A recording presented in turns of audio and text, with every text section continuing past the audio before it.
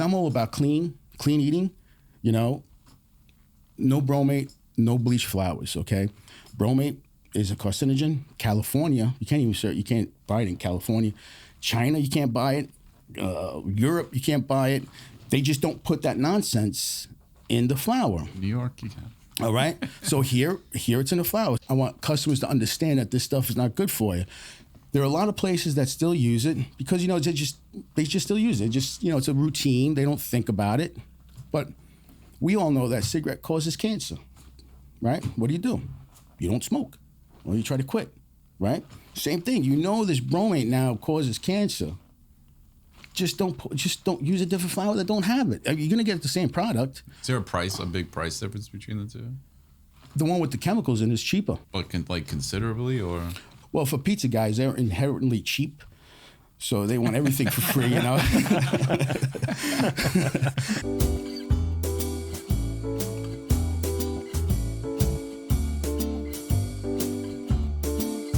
Welcome to Staying Hungry. Special guest today, Mike Esposito, also folks? known as Mikey Underground. Mikey Underground. Yeah. What's going on, boys and girls? Mikey V here. Vittorio's restaurant, Mike's Underground Pizza, and why don't we start with where did the passion for food, hospitality come from? Well, it was actually something that was instilled in me. We grew up in it. That was our world as a kid. My family came over here with pretty much nothing, and they worked really, really hard in the restaurant business to make something. My father learned a trade here in America. His family was fishermen, and my mother's family were farmers. So they wanted a better life, and they came here, and they got into the hospitality business. I guess it was made for them because they really absorbed it. In what capacity? What did they get into? Well, when my father first jumped ship, because he was a merchant marine, so he docked in Baltimore and had friends up in Brooklyn that owned restaurants, and he jumped ship, never to go back, and made his way up to Brooklyn. And he worked for 2 years with with his friends at this restaurant. I forgot the name, but like everybody else, he started as a dishwasher. He was way too good to be a dishwasher. They moved him up to saute, and they saw that he could make pizzas. It just came naturally, and they put him in charge of that. And from there, that's where he learned everything about the restaurant and pizzeria business, and that's what he taught us. Where in Brooklyn was that? You know what? I know it was in Bensonhurst. I just don't remember the name of the place, you know? And my uncle, my mother's uncle, who sponsored my mother's family to come over here, he had a couple of places in Bensonhurst on Grand Street called Grand Pizza. It's not there no more, but that's how they ended up all coming here. And then when my father got caught by the immigration, they sent him back to Italy, and that's when my mother married him with the judge in order to get him over here to bring him back.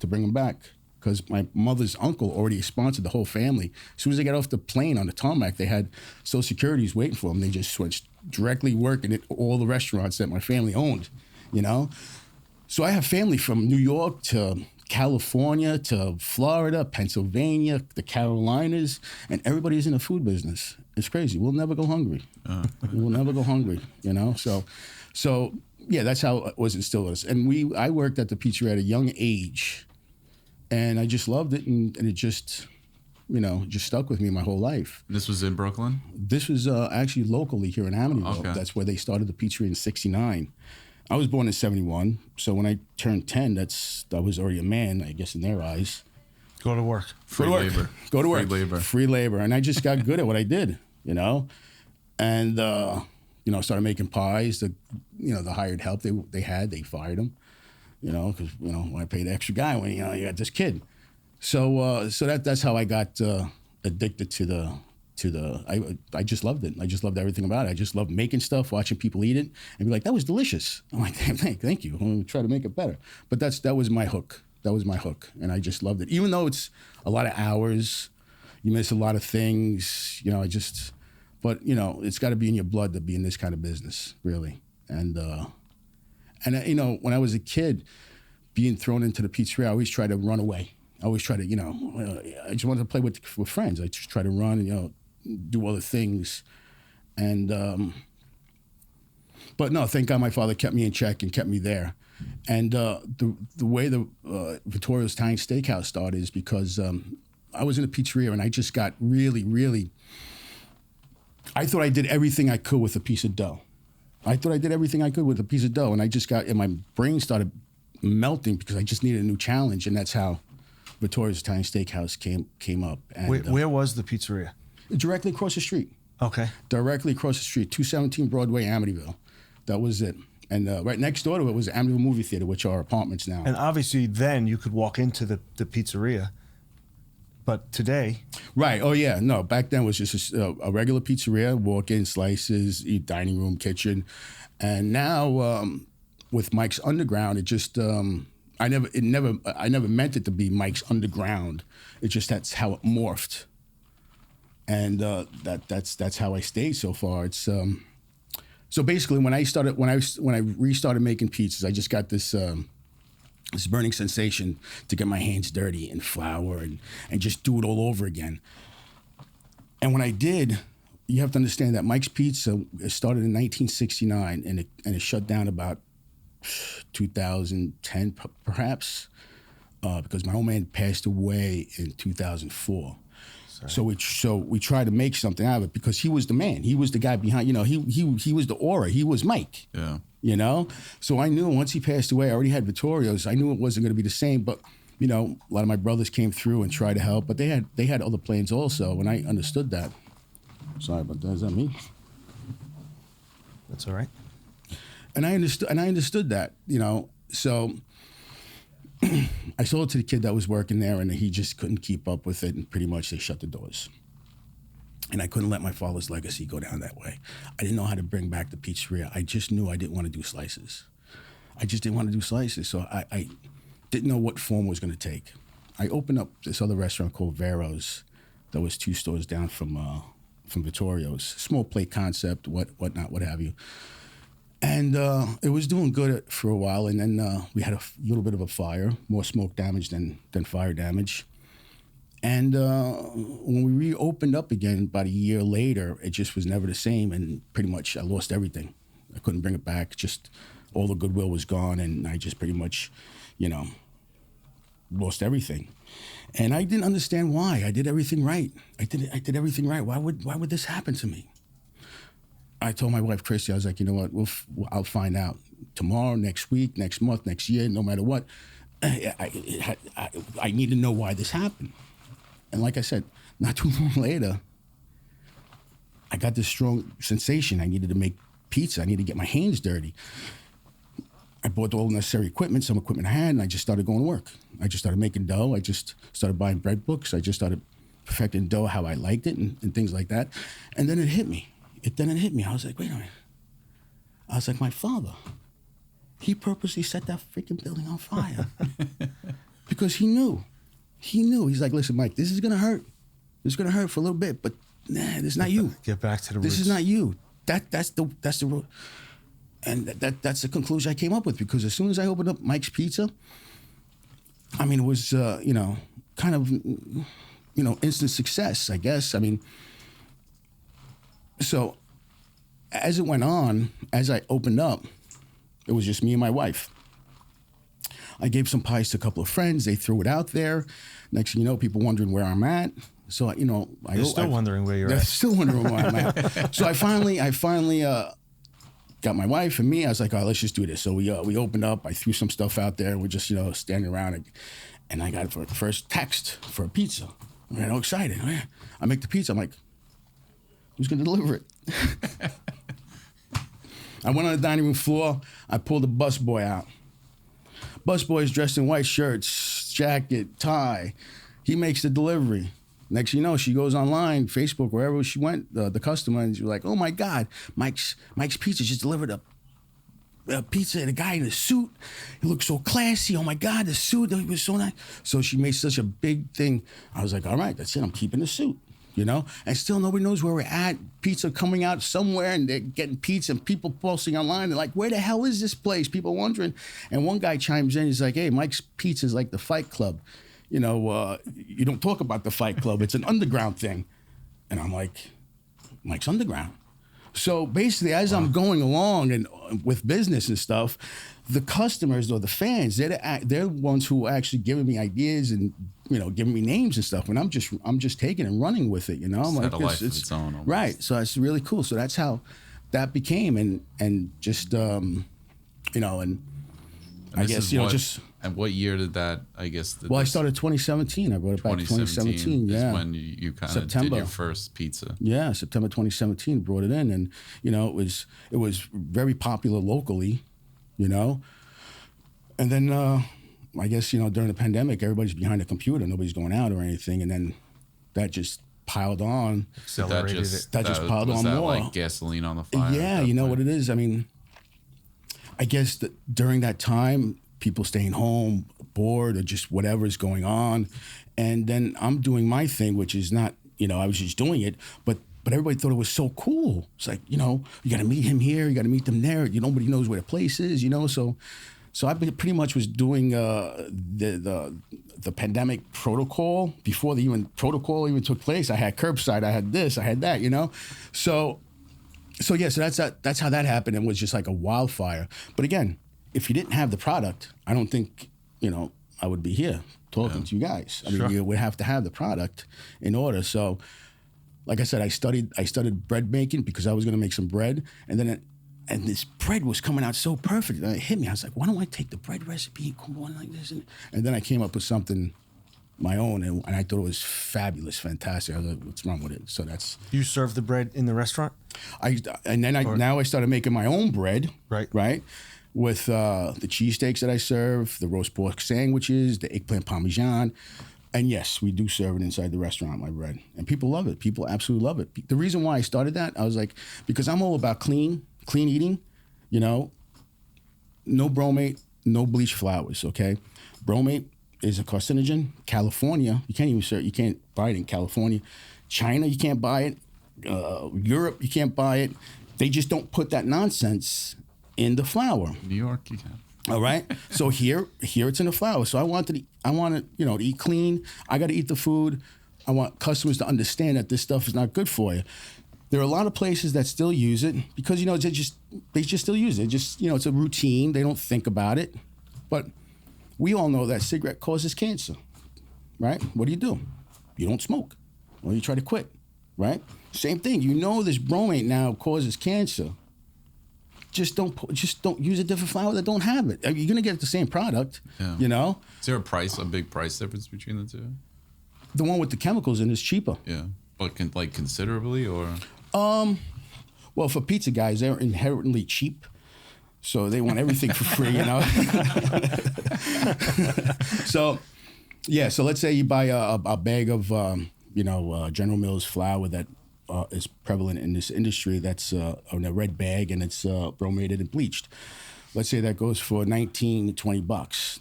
Then let's say you buy a King Arthur, which is a nicer, better, cleaner flour. They would probably sell it for anywhere between $28 and $30. Okay, so 50% more roughly. All you got to do is just throw another quarter on the price, and it covers it really, But it's just a routine. I understand. I'm not blaming anybody, but it's really the customers. It's really the customers that need to educate themselves so they could tell, Sal, listen, that bromated stuff, it causes cancer, So once it comes more from their customers, the population in general, then you're going to start seeing a lot less of that stuff being made because there's no need for it. I understand. The reason why they put it in there is because it makes the bread rise better or quicker. A lot of bakeries use this because they gotta pump it out, they gotta move it out. So I kind of get it, but still they don't do that in Europe, and they pump it out, and they got great bread. All right, so if I gotta make sandwiches, I can't buy bread from a bakery because then I'm defeating the purpose, right? So that's why I started making my own bread with Italian flour, Caputo flour, no bromate, no bleach, no glyphosate that they spray out there, so you eat nice. I don't know if you guys ever been to Italy, but I almost go every year, and every time I go there, I feast. I feast. I eat pizza, cannolis, paninis, pasta. Oh my God, I eat everything because wine. I always come back 10 to 15 pounds lighter all the time. Yeah, all the time. It's the food. It's the food. So whatever. It's the wine too. There's no what are the What, sulfates sulfates? and stuff? Yeah. Italians love their food and they want it unadulterated. They want it how it is. Me, like I said, plenty of times, I love going to a market in Italy where there's fruit flies everywhere. I love when I got to take the dirt off. I enjoy that. You know, you go over here, start whatever, take a pick, right? Everything picture perfect. It's not supposed to be that way. It's not supposed to be that way. So, we've been trained to look more so on the outside of the bread than the inside, right? Like right, exactly. Might have a little dust or a little charcoal. To someone in America, they'd be like, I'll throw that one away. But the insides of what it's actually made of is the real garbage, right? The real dirt. Exactly. And 2 years ago, I started my own. I always liked gardening, but this time around, I actually built almost like a half a farm on my property, you know, because now I understand that all the vegetables and fruits that I'm getting at the restaurant and everywhere else, it's just the flavor's not there. It's woody. Apple doesn't even taste like an apple. I mean, it's just a rush process, and they keep growing it in the same dirt, and you can't do that. You always have to replenish that dirt. But anyway, so I grew about 450 pounds of tomatoes this year, right? And I made sauce. So if anybody makes sauce, they buy the box of tomatoes. That's a 25-pound box. They're all 25-pound box. So I had 450 pounds of tomatoes that I grew. So I freeze them. So I waited till the season was completely over. I picked every single tomato off the vine, and I froze them all. So now I made my sauce, and let me tell you, the best tasting sauce I've ever had, because these big farms, they just don't do stuff like this anymore, where it's, you know, the flavor. Mass produced. You have to actually now, here in Italy, you cook something, shrimp tastes like a shrimp, tomato tastes like, over here, you have to manipulate the flavors. You have to reintroduce the flavor in the cooking process. That's horrible, you know? So shrimps come in, calamari come in, this comes in. It just doesn't have that sense of ocean, that briny thing. So now we have to get the shells, squeeze out the brine, do ourselves concentrating, and add it back into the thing to give it that nice thing. Italy, it's all done for you. It's built. Mike, those tomatoes, are you using them for business or? Well, I had a tremendous amount of cherry tomatoes this year, so a lot of them went to the restaurants. So a lot of customers had that. I didn't tell them. I should have, but I put a lot of stuff online with the garden now, and people really enjoy it. So it gave me a few ideas of what to do next year with this garden thing. The garden's going to get a lot bigger, and I'm going to do cooking segments now in the garden with the fresh vegetables that I pick, and show them how to pair it with a fish or with a steak or whatnot. Put a nice little stove outside right there, and look for it next year. Everything's being built right now. Food Network will be calling soon. Yeah. Food Network, are you still around? But let me tell you, thank God for Food Network, because it really educated people. When it first came out, it really, really educated people. You went to before Food Network, you went to diners, whatnot. You knew the string bean came out of a can. You know this, you know that. Well, because of the Food Network, a lot of people educated themselves on food. So now they expect, you know, real stuff and nothing out of a can. You know, people really know what they want to eat now when they go out. I don't know if you guys know, there's a lot of diners are going out. A lot of diners are going out. Between that, social media, you know, you watch these videos, TikTok, Instagram, it's just so much food. Yeah, I know. I mean, look at all these influencers. They all go the food route. It's just something about food, I guess. It's just comforting and tasty, I guess. It's something that everybody needs. Exactly. No matter what. Exactly. Everybody needs to eat. In whatever capacity they like. And everybody should learn how to farm. Everybody should know how to do this. You know, one time I was sitting in the parking lot of a shopping center. I'm just sitting there waiting for what would come out. I'm just sitting there. People pull up. Who's going into the hero store? Who's going into the phone store? Who's going into the shopping? Who's going there? Everything they need, they go, boom, they go there. And I was like, wow, if there's ever like a crazy catastrophic event, where are these guys going to go? There's no store to go to. You know, people really need to teach themselves now, you know, how to grow things, how to do this, how to do that, because a lot of these things that we knew back in the past were taken from us. that, you know, was kind of like lost. Whatever it is, medicinal, you could make your own medicine, you could, you know, make your own food, you could do all this stuff, but they took that away from us, and not purposely, they just took it away from us and had everybody hoard into the supermarkets in here and here. Look, you don't have to grow nothing no more. And that, all that stuff got lost, and I just want to really bring it back, especially for my kids. I want my kids to see, you know, that you don't have to go to a supermarket to get this. You can grow it yourself, and it doesn't have to be corporate. I really enjoy it. I really enjoy it. You know, there's just something about it. Just getting up in the morning, and going out into the garden, into the garden, big garden, and just sitting there and putting on Beethoven or Bach, and just sitting there, just listening to this. My tomato plants love it. It made me some tasty sauce this year. It's soothing, the tomatoes. That was that's yours, yeah. How old are your kids? My oldest daughter, Mariela, she just turned 16. My youngest, Raquel, I call her Rocky, she just turned 10 years old. Nice. Yeah. They have an interest in food and hospitality? Yes, they do. Restaurants? Yes, maybe? they do. Yes, they do. Mariela enjoys cooking immensely. She loves cooking. She cooks something for me at night. And when I get home from work, you know, Papa, how's this? I did this. I did that.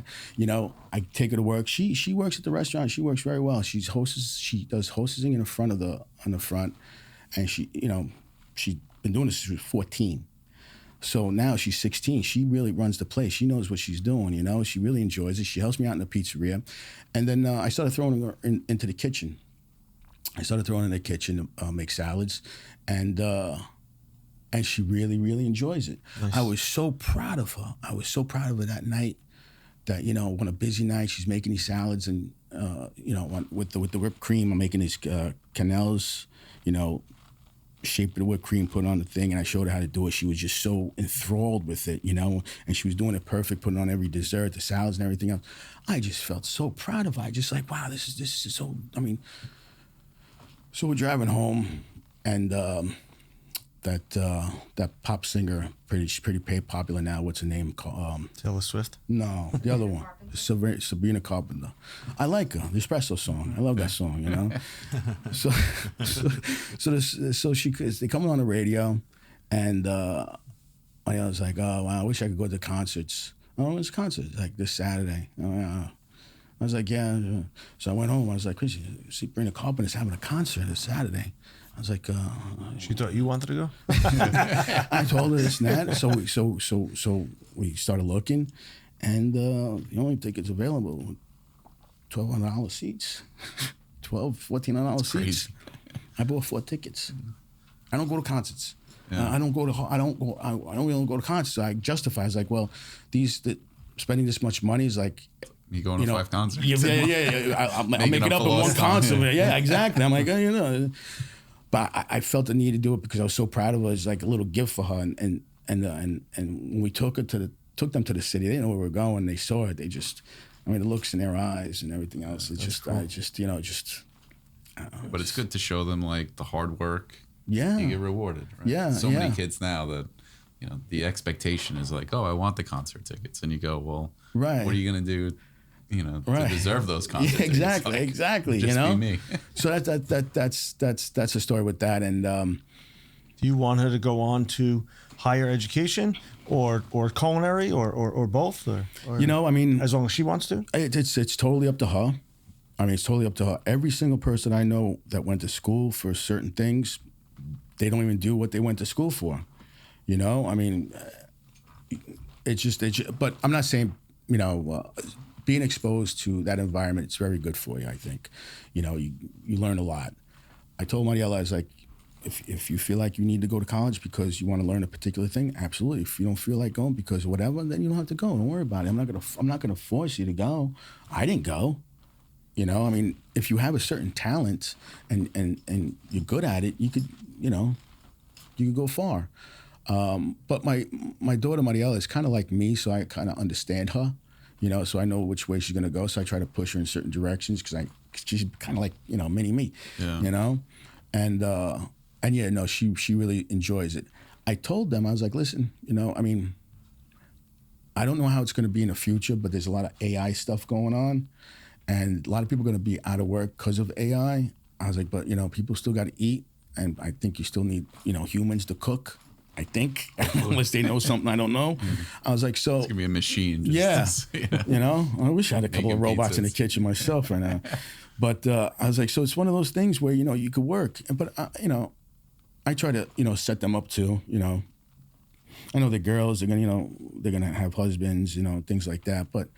My baby. So you want them to be independent. I want them to be independent. I want them, not rely on anybody. So I'm doing as much as I can now for them. So, they got a little bit easier, Mariella, I already got her an IRA, little Rocky. I got her an IRA. If they do some work for you or whatever, they say you get an IRA. So I already started throwing money into their IRA. Real estate, and you own the building that you operate out of? Yes. Nice. Yeah. That was the first thing we did. We bought it 24 years ago. Oh, long time. 25 years ago. Yeah, I mean, that building was an eyesore. They wanted because that was a very distressed area, right? Well, that corner was a pharmacy. The name of the pharmacy was Phantom Mills, and it was there forever.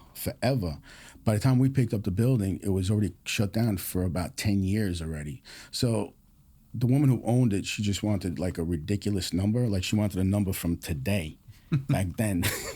So when did you buy it? 24 years ago. What's that? 24 years ago. Yeah, she wanted like $1 million over, pretty much. And the building was emptied. It was falling apart. So anyway, from that point, it came all the way down to 450. Yeah. So figured that one out. And yeah, so we knew that in order for this to do this the right way, we had to buy the building.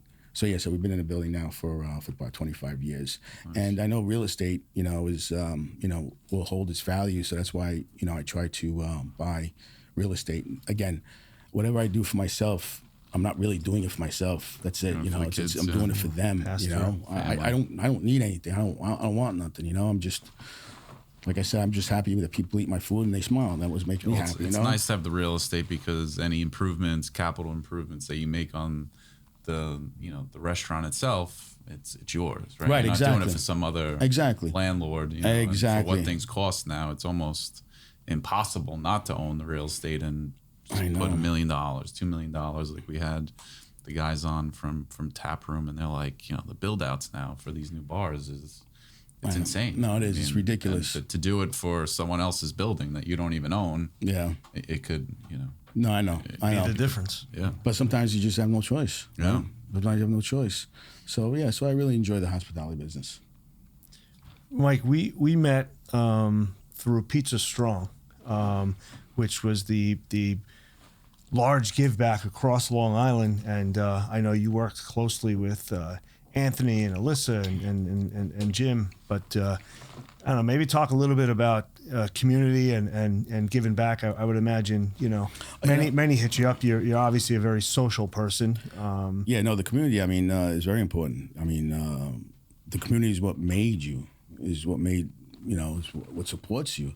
So yeah, so I try to give back as much as I possibly can. I never say no to any donations, anything they want from me. I try to be there, but yeah, no, it's one of those things that you cannot overlook, because it's just certain things people never forget, and I think doing the right thing in your community will, no matter what it is, will come back to you, tenfold. And you just don't do it for that, just. You live there. You love the people. You grew up with you want to do the right thing, How far has someone said to you they've traveled to Vittorio's to eat dinner there? Manhattan, out Holtzville, out east. They come from that's all a long over. distance. Yeah, no, it's a long distance. But at the same time, I guess, if you really like something, you really like something, And our place is kind of like, I don't know, it's just got a great vibe. My place has got a great vibe. People come in there, they feel special, and that's the most important thing. And that's hospitality right there. When they walk into a place and they just feel at home, they just feel like that to me is everything. To me, and I've been to Vittorio's probably 10 times. a hidden gem, I would describe it as. Almost like an underground. Like, I mean, it's like about the pizza because, I mean, I live like in the Rockville Center area, and when we first moved to Massapequa and had the office, I'd never tried Vittorio's, and I'm like, how did I never know about this place? You know, and being a foodie, like I love, you know, steak, food, Italian, you name it, you know, and being exposed to that place, I was like, how? It's like, it was like almost like best kept secret type of thing. The only downside is you won't know what to pick on the menu because everything is good. Yeah. True. Not because you're sitting right next to me, but that's how I describe Vittorio's. Yeah, no, I made up the menu and I put everything on there that I knew people would love. I mean, there's not like a, you know, but I think I made the menu too big. You know, I may take it down a few notches, you know, but yeah, there's something for everybody on that menu. There's something for everybody on that menu. You're going to take something off and then people will be like, what happened to this dish? Yeah. Well, you know what it is? All the ingredients, we have everything in-house. So if you don't see a particular dish on there, just ask. We got it. We'll make it for it. Yeah. Absolutely, 100%. You know, a lot of ingredients, you know, are there because you go in other dishes. But yeah, no, you know, when I got into the steakhouse business, it wasn't the steakhouse at first. I had this maitre d' that was working for me at the beginning, and he came from a steakhouse, and he had a steakhouse suit when he came in, and he served a certain way that the steakhouse do, and believe it or not, that time I still haven't really been to a true steakhouse. I've never. So he took me to my first steakhouse I ever been to. Was it here on Long Island? It was in Manhattan. It was 2nd Avenue, I think, or 3rd Avenue, or 1st Avenue. It's Smith & Winsky's. And I thought it was great. I was like, wow. I mean, just the simplicity, but the delivery, the detail, the waiters, the way they Frenched out the food, the sides, the steak. I mean, the hospitality, the wines. I mean, I just loved it. I just loved it. I ordered a New York strip, and it just totally melted in my mouth. It was dry aged. I was like, wow. So when I went back home, I was like, I got to do this. So I started studying. There was no Google back then. There was no nothing. There was anything. I'm going to ChatGPT. And there was nothing. I was going to a Barnes and Noble. I'm trying to find books on aging. I really calling up friends of mine. You know, and I started putting things together. Got a box. Got the ultraviolet lights. Got the fans and whatnot. And I started aging my first couple of loins. You know, and it came out great. I aged it myself. I did it myself. Why should I, you know, I was like, why should I buy it already dry aged for $30 a pound when I could dry age it myself and it only costs $10 a pound? You see what I'm saying? So that's what I started doing.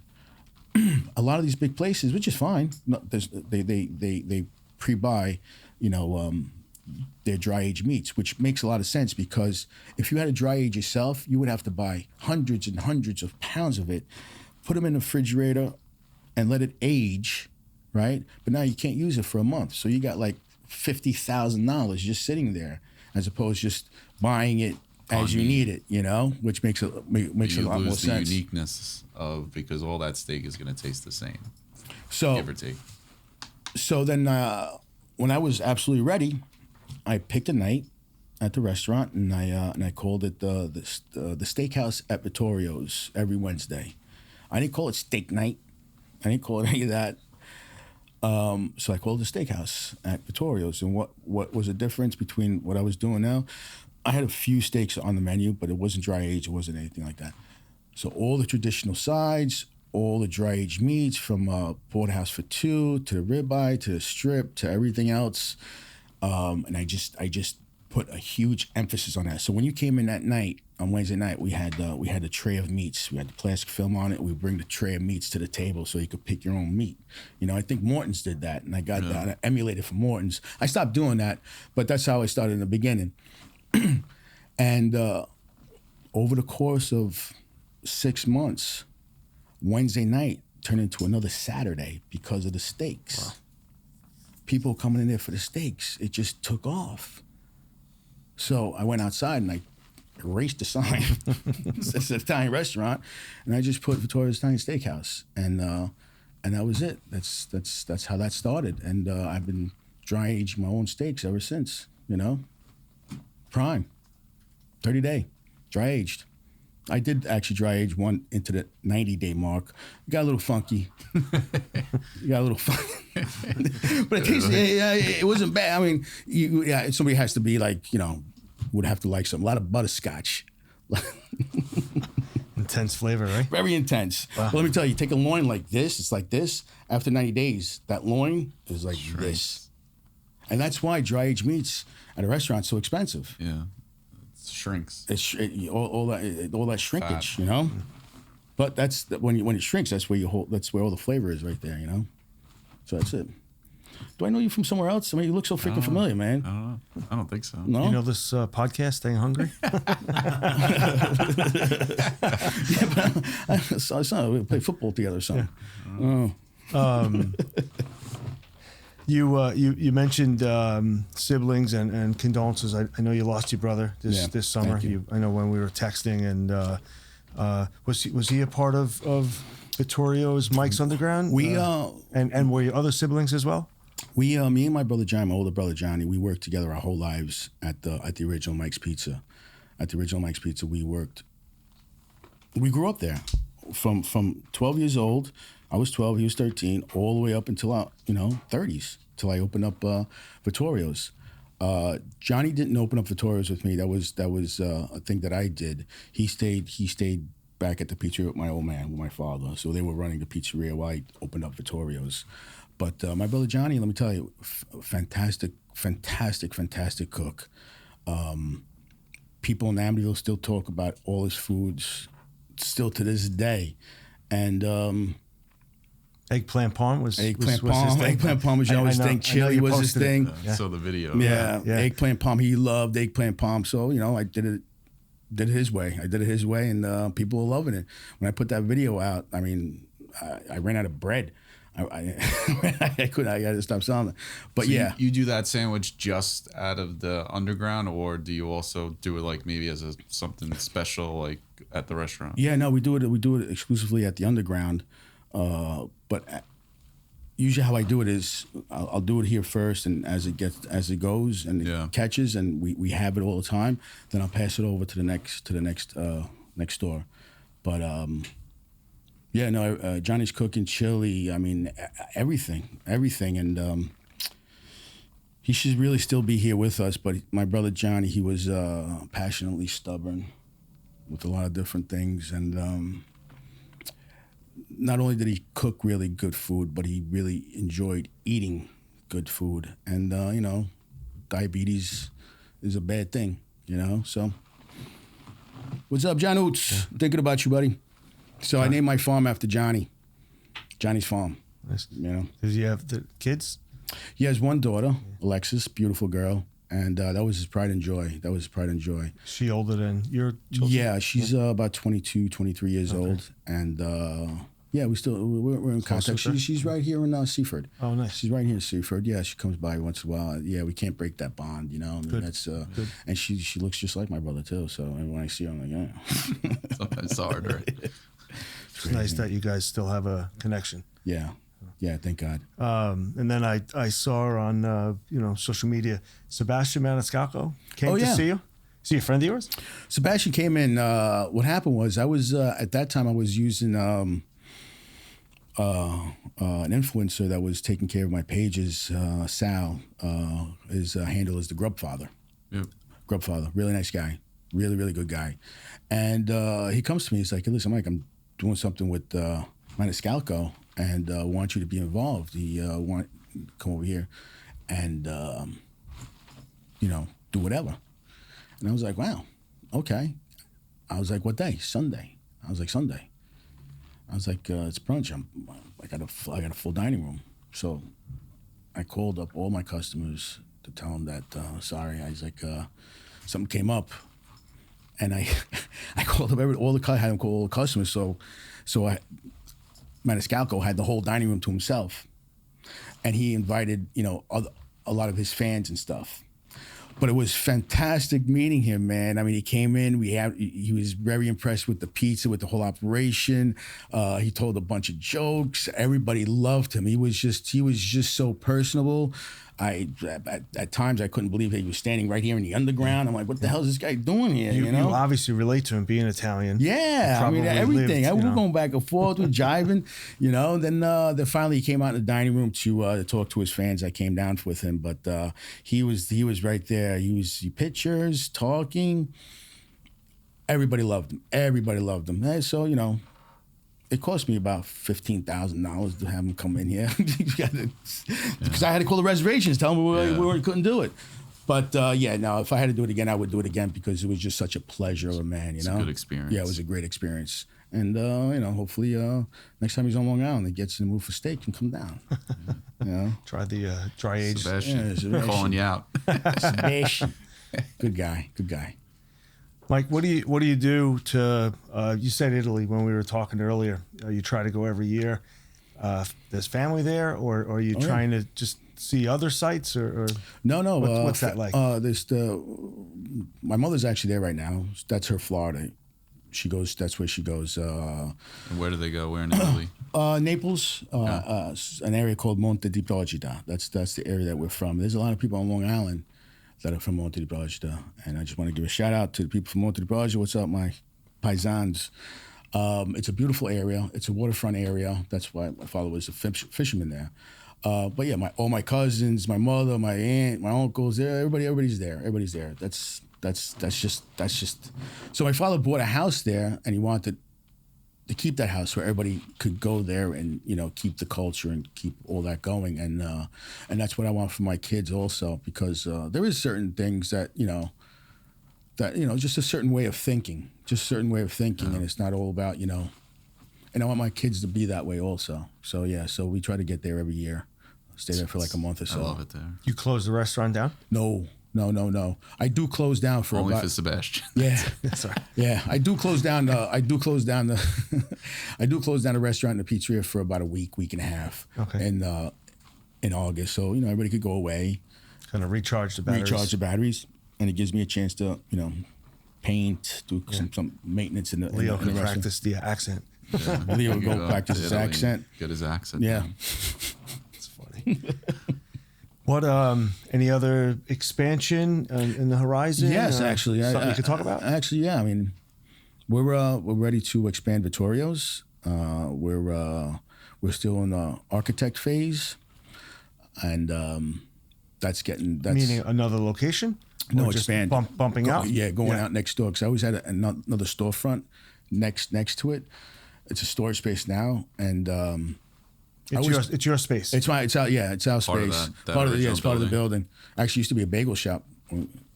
It's not just bagels. I don't know if anybody remembers that, but so I always had that spot. Became a storage room, and I always went somewhere else to do some stuff, because in my mind I had that spot. I could do that anytime, which I should just did it right from the jump. But now it's time. Going next door, making the bar bigger. I'm going to keep it where it is, but we're going to make it oval. Nice. It's going to be a lot of cool power boots. It's going to be really, really, really nice decor. It's going to be dripping with sex appeal.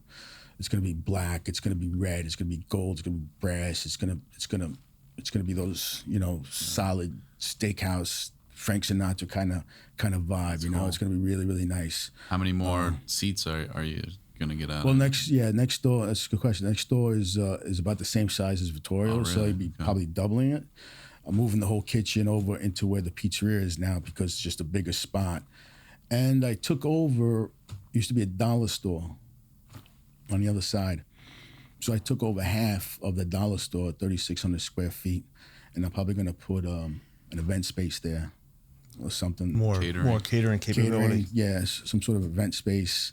That's what I'm thinking right now. It may change, and then I have another room behind the pizzeria where more storage that I'm gonna look into making into a 1970s themed dive bar that just happens to serve really good pizza, as opposed to a pizzeria that has a bar.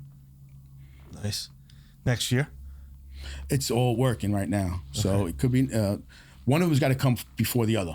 So I think Vittorio's going to come before all of them. That's going to go. But at the same time, while I'm building Vittorio's, those places are going to, get the architect designed and whatnot. And when I'm ready to go, we got everything in place to do it, So how have you been able to kind of do these things and only be like one person? I know we talk about all the time having the right people on the bus. I know you mentioned certain people of expanding now to the pizzeria and some of these other things. Are there people coming up through your organization that you're like, these are the guys I can kind of hand the baton to? Yes, absolutely. I've been doing this my whole life, and not a lot of people struck me as, okay, I could do something with this guy. No, Leonardo is a great man. He's a family man. He's passionate. He gets really, really upset if something happens. Somebody complains at Vittorio's or something happens. He physically gets upset because he feels like it's him. It's his, And I appreciate that. I really love that. Of course. I mean, so Leonardo is the man for Vittorio's, for any expansion. And in the pizzeria part, I have a few other people that I'm going to expand with. Fabio being one of them. He's a good guy. So with the pizzeria part, I think I'm going to keep it the same thing with only deliveries. So my radius is 5 miles. So I'm going to go 10 miles and then do another 5 mile radius where the 2 5 miles will be touching each other. Yeah. And that's how I wanted to kind of like build it, to expand, but do it all with the same it's unique aspect of it being. It's just much. It's less capital up front, I guess. Just to do it. I mean, because. So how much square feet do you really need for that concept? Well, not much. Not much for that. And if I were to do that, I am going to do it. Everything's going to be done at the original Mike's underground. The dough, the sauce, it's like a commissary, everything. Almost. Right, exactly. And everything would be delivered in a refrigerator truck to that area. So, the sauce and the dough will always be consistent. So it's not every location doing it themselves, So that's what's in my mind right now to do. Just got to pull the trigger and do it. How many people do you need at per location with the pizzeria? It's such a vast difference of running a sit down fine dining. Yeah, I mean, so for what I found out, we have we had Halloween is one of the busiest nights for pizzerias, and I have about 12 drivers on that night, and we were packed, we were busy, we kept on making pies. So about 12 drivers will be just perfect. And then inside, if you're not prepping anything, all you need is like 2 people. Yeah. 2 people plus your total of about 12 drivers, which, everybody have a schedule. So keep it compact like that. Even if, even a gas station that used to have a mechanic in it, and they don't have just throw something right inside there. I mean, these gas stations are a place where people never really thought of putting a food place inside of it. Just like all these places that like rest stops. The Bola markets and stuff like that. Bola came in and started doing it. I'm like, fucking genius. People are like, sandwich at a gas station. You're gonna put a pizza. I'm like, what do you mean? Because they serve gas, it makes it nasty. You know how much pizza 7-Eleven sells? I would never a lot. It's and crazy. That's a slice of pizza that I would be very hesitant to eat. But a lot of people eat it. A lot of people eat it, man. I listen. There's something for everybody. But I guess it's the right word. I mean, I guess giving credit like Bola. If you're going to, I mean, they've done it right. I mean, you go in, it's like a small market. Yeah, but you go there and you go inside. It's clean. I mean, that's the number one factor is that how the sanitary aspect of it. But the thing with that is, it's just not the gas station and that. He's the whole package. He's the contractor. He's the supplier of the fuel. Construction, supplier of fuel. His story is that unbelievable. Yeah, the owner Bola. That's right. I mean, he came here from nothing. Yeah, Indian, right? Yeah. So now he's like $1 billion concept plus. He's like a gasoline titan now. It's unbelievable. And that's what really hard work gets you. And it's funny because you see a lot of foreign-born people really, getting business going. A lot of you have to, but like you said, your father came here with. I mean, he jumped ship practically. They come here hungry. They come here because they know where they came from. They're like, you know, this is opportunity. They come over here and they do things, man. You know, whatever it is, a hot dog cart. What I don't care what it is. You came here with an entrepreneurial spirit. You want to do it. The effort you know? they put behind it. Yeah, they put all their stuff behind it. But you know, at the same time, they keep it all amongst themselves too, right? So the biggest employers of Indians in this country are the Indians. The biggest employers of Chinese in this country are the Chinese. You don't see any Americans in there. That's one thing I think is kind of like whatever. But yeah, you have these foreigners always hiring their own. Yep. You know, it's comfort, it's community, it's, you know, it's also mindset. You know, there's a lot of other things too. Yeah. Mike, do you try to keep it PG? So I guess. Do you have some? I always end up saying younger come to you and say, I want to be in this business. I absolutely love it. Or I mean, I know you talked about Leo. You mentioned Fabio. Like these are your guys. But is there someone hungry on the you deem younger generation to go? Hey, I want to teach me everything. Mm-hmm. Yeah. You have anybody in? I haven't come across one in a long time, but Fabio, who works at the pizzeria, you know, he came from Italy and he really didn't know what he wanted to do, but I got him so addicted to food, not addicted, right? But I got him addicted to the business, to pizza. Passionate. I got him really passionate because, you know, everybody just thinks, okay, you make the dough and that's it. You make the pizza. When I showed him, you know, different processes and techniques and what to do, you know, he was just like, wow, so this is more than that.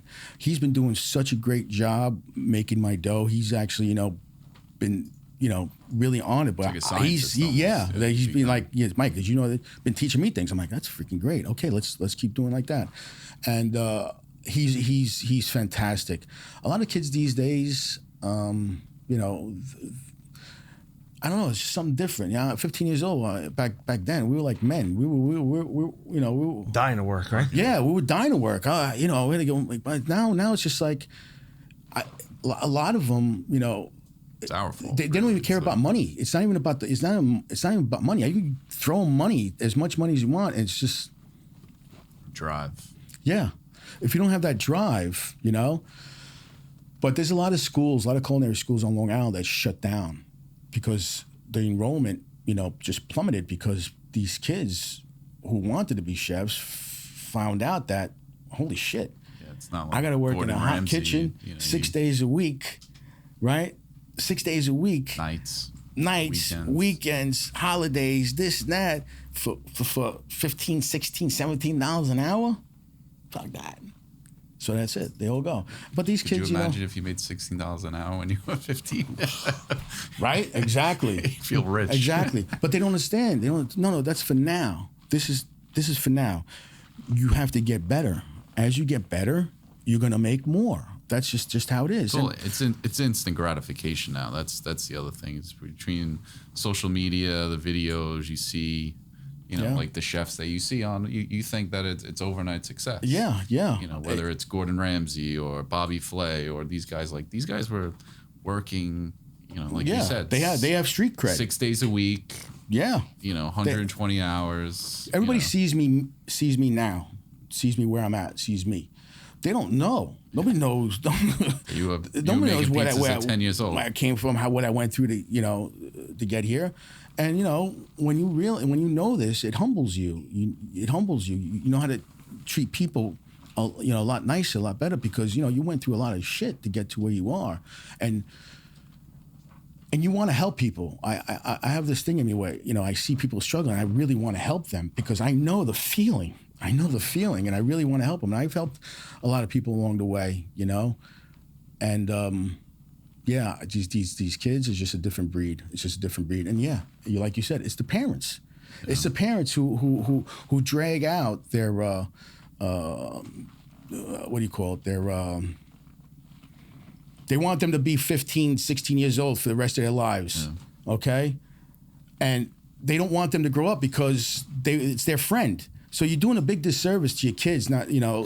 Coddling, right? Yeah, coddling. Don, right? Don said the word. Yeah. We coddled our kids. You know, your kids got working 22 years old. 22 years old. My mom says I have to take off tomorrow because, you know, I got to go to a wedding. I'm like, bro, your mom told you. How old are you, man? I was reading 30. What are you crazy? I was reading somewhere that they say like 20% of kids on their first interview bring a parent to the interview. Like, this is like college graduates. Bro. Bring a parent to the interview. As the driver? No, like into the room, like into the waiting room. Bro, I know, but you know what? I have parents calling.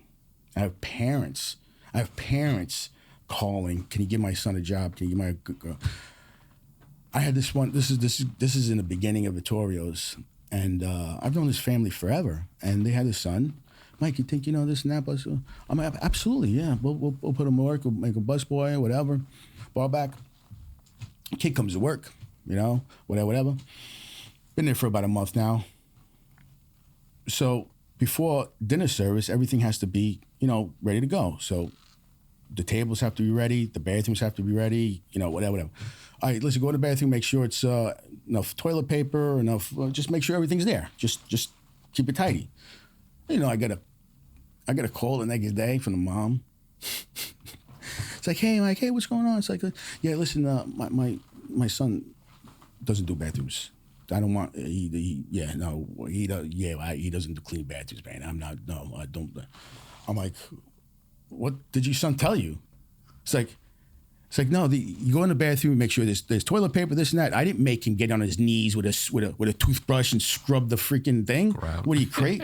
I mean, you can go in there. So that's it. The son never came back to work because he had and this is the mother. The mother's calling me. Yeah, my son don't clean bathrooms. Yeah. All right. Your son chooses. You know what's crazy? Like, I think about that and go, you know what?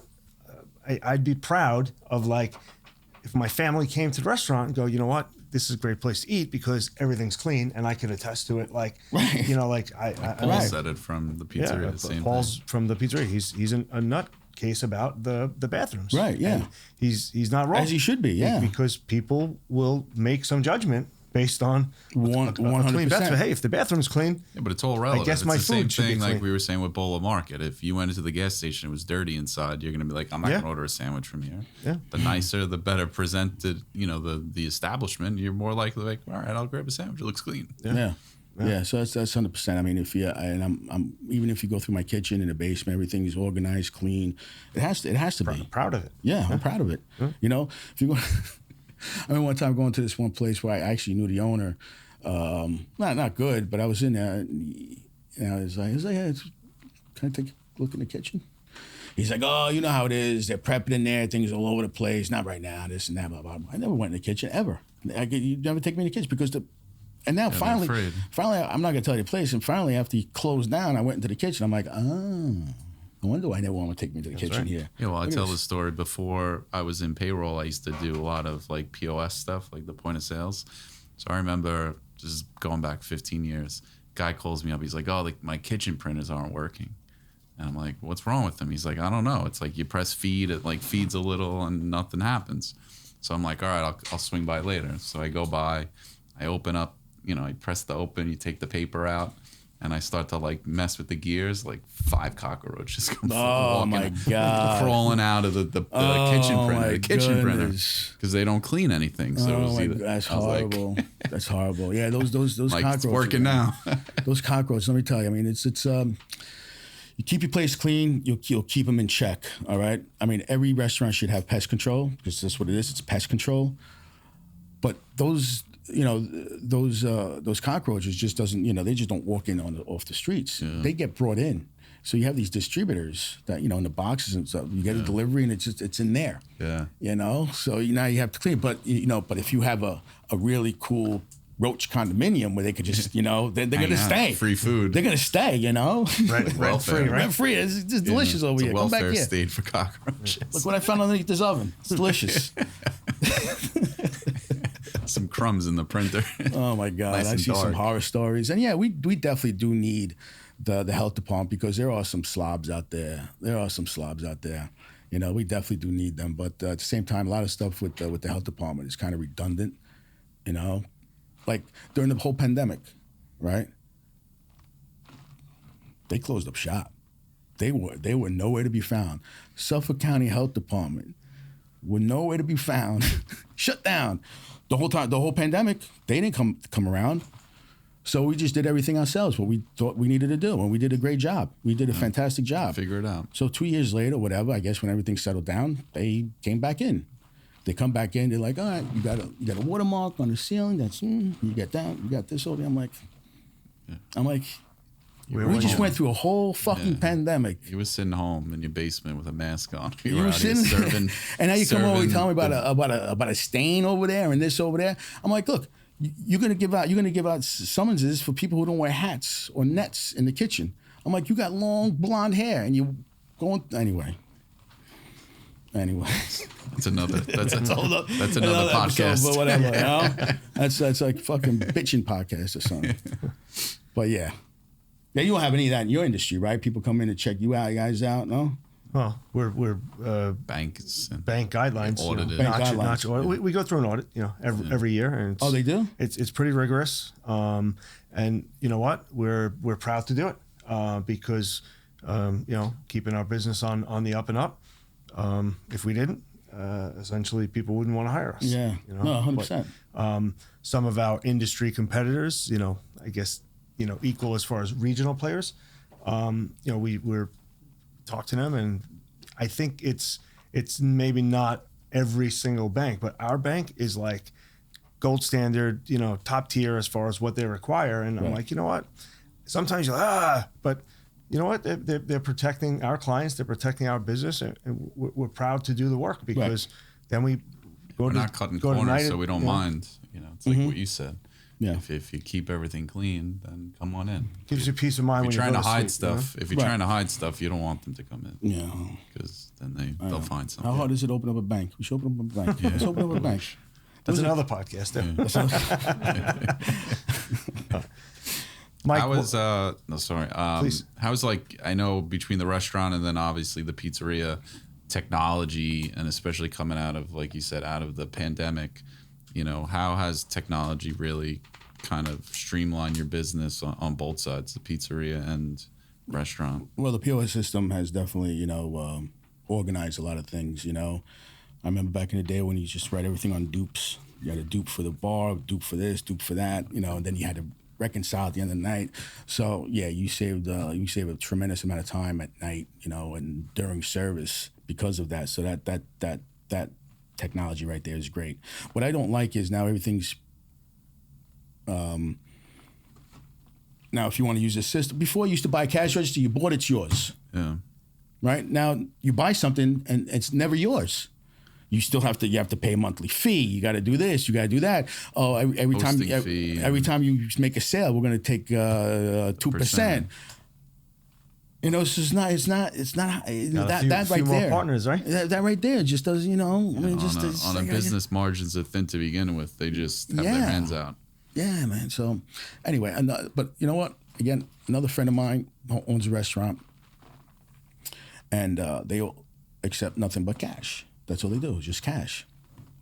They don't want to deal with the fees. I mean, I think last year I paid almost $65,000 in credit card fees. Why? For their convenience, I have to pay. People say, "Well, why don't you just include it in the price?" Well, not everybody pays in credit cards, so why should they be subpoenaed? But whatever, that's that. So all these distributors that I was giving money to, my credit cards to take off the bill, they started charging me a convenience fee. So now if I have a $5,000 bill, they're charging me $400 for a convenience fee. I wasn't going to do that at the restaurant. I did that just for a little bit during the pandemic. Just for the pandemic, just to get through the pandemic. I just had to do this during the pandemic. It's not a lot of money coming in. I need to pay these guys all this, and I did it. And as soon as everything was over, I stopped doing the surcharges. And also, I haven't gotten yet, but I like to look into that AI that actually handles phone calls.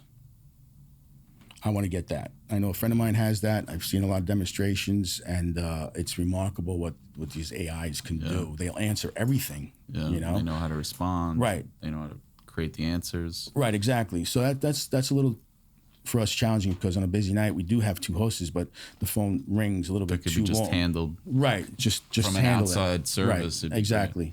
So that Probably right less there. errors than the person would make, which is crazy. Yeah, I know, right? So that right there would be a lifesaver.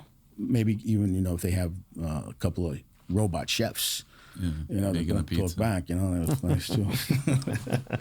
But yeah, so that right there, those are 2 pieces of technology that, so far. But I'm sure there's tons of them, I don't like the fact, technology is great, but like digital currency, I don't like that. I don't want that. People think that digital currency is the same as cryptocurrency. It's not. Digital currency, the government owns it, and they can giveth and they can taketh, right? Crypto's yours, so people confuse the 2, and I hope we never become a strictly digital country, because I just need something tangible. I just need to touch it. I just need to trade it. So I know Europe is going in that direction. I just think it's not the right way to go. But that's just me. And social media, I mean, do you think it, I know you said during the pandemic and Mike's on the ground, and that might have really been the spurring of it, but you do quite a bit of social media, and you enjoy it. I do. It seems like you do. I do. Do you think it took you to a whole different level? It took me to somewhere that I never really wanted to go. I just wanted to get the word out there about the food and what I was doing, and other things came along with it that takes a little time to handle. I have friends of mine that do this. They love being on camera. They want to be famous. They want to do this. They want to do that. I just want to make pizza. I go online. I do what I got to do. I just go on there to teach them. If I find something that I could teach them as far as farming or foods or whatever, then that's what I enjoy doing. But yeah, that's what I like. Matter of fact, I am putting together like a little movie. We're putting together a little movie. Short movie. It's gonna be funny. It's gonna be based on related to pizza. Yeah. It's gonna be based on Breaking Bad, I think, and Heisenberg. It's gonna be a romantic comedy. See, people laughing already. It's romantic comedy. But yeah, I like to have fun with that. It's fun. It's fun, and that's another piece of technology. I guess technology, or what you're saying, is because when I first opened up Vittorio's, to advertise or to throw the word out there, I would have to buy half a page on Sunday Newsday, talk about a brunch or whatever. You have to pay like, $1,400 or something like that for a half page ad or whatever. You got to go over and even tell what the ROI was on. No, you had to cross your fingers, and hopefully people read it, and hopefully hopefully people come in. And social media, it's pretty much almost instant. You put it out there, and then it comes. See the likes. Yeah, it comes. I mean, it's just you see engagement. You see who's paying attention to it. Immediately. Yeah, immediately. But immediately because the people ordering. I mean, you can almost use it in the same respect now, like you were saying, like, where are you going to take Mike's Underground next, right? Like, are you going to go north 10 miles? Are you going to go east? Are you going to go south? Are you going to go west? Where at least through social media, you can start to kind of grasp, well, where's the most demand, right? Based on, some of the, whether it's POS data, whether it's, just asking your subscribers, like, what area do I want to go next? You can do pop-ups. Do you ever think of doing anything like that, where you do like a pop-up for a day? Sure, absolutely. Absolutely. Happens? I wanted to, in the summertime, we got some stuff lined up for this summer. But, damn, I lost my thought. I was going to say something that was going to be really good, too. Is it about the movie, or? It'll come back. But so do you have like a set number of pizzas that you sell, like, and then it's done once it's done, or? Yeah, that's kind of how it was back in the day, but still happens. It actually happened a couple of weeks ago, where we just totally ran out of 18-inch pies. Yeah. and all we had left was the 14-inch pies. So we just switched people over to getting the 14-inch. Do you think that helps you, like in regards to creating the social? I think it does. Vibe a little, because I always think, like, I remember from the pandemic, it was like those cookies, right? Like, what was it, like the cookie dealer? Yeah, the cookie dealer. It was the same thing where, like, every Tuesday or Wednesday, my kids would be like, "Oh, go on and buy cookies." And when you mentioned the guy coming in the suit, I go, they used to like deliver them in like a Mercedes truck, like a drug dealer. Yeah. So is that business still around? Yeah, but now they're so big that like there is no mystique about it, or there's no like demand because there's unlimited cookies now. Yeah, where I think they even opened up a place on Deer Park, I think they sell them at convenience stores now. Like they have them like in a like no they opened up a restaurant on Jericho Turnpike in Huntington. They took over an existing restaurant and turned it into, I forgot what it was. Yeah, but it didn't. There's so many cookie places. Like, I mean, it's insane. Right, Pizza's forever. Pizza's forever, man. Pizza's known in every. They could eat pizza every day, not cookies. Every country. Those cookies were like cakes. No joke. Yeah. But does, like, I guess back to the point, like, do you think that's part of like the mystique? Yes. Around the pizza, like, because you used to do that with the bread too, though, right? Yeah. Well, with the pizza, there was a couple of times in the beginning where the dough didn't come out right. So every time I go in, I bake a pie first to see how it is. And this pie wasn't coming out right. So I take another pie and I'm making a pie. I'm like, what the hell is going on? So I'm doing the dough and I'm finding, like, salt. I used kosher salt. I'm finding salt in there. What the hell's going on? So right away, I just text everybody that put an order in, because at that time you had to make reservation. You had to reserve your pies. I was like, I'm sorry. It's like something happened to the dough. I'm not going to serve you the dough. I threw away 100 pounds worth of dough. I grabbed the salt. I'm looking at the salt. I'm like, because I see it in the dough. It didn't melt. So I took the salt. I put it in the water, hot water, and I'm stirring it, and it's not melting. I go in the kitchen. I put a pot of water on there. Take the whole salt and I put it inside there, and I'm mixing it because it should dissolve right away.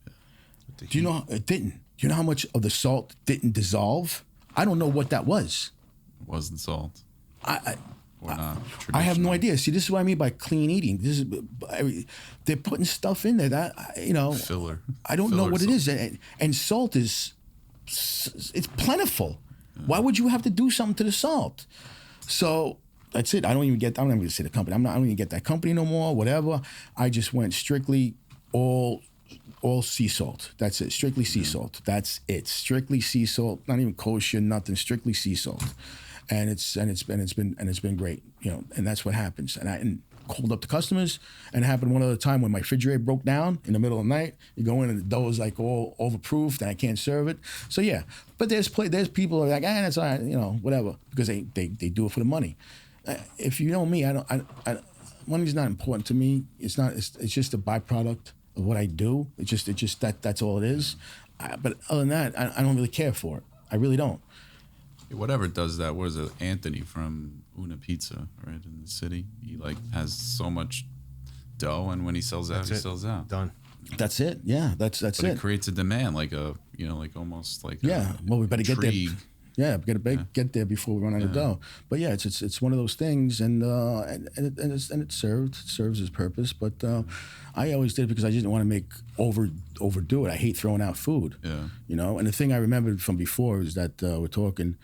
I've been contacted by a couple people. This one other gentleman sticks out that he heard about me. He this and that and this, blah blah blah, and he wants to start franchising Mike's Underground, starting in Texas. So I had a few conversations with him, and really nice guy and stuff. And I don't know. I just it's cool, but I kind of just put it on the back burner for now.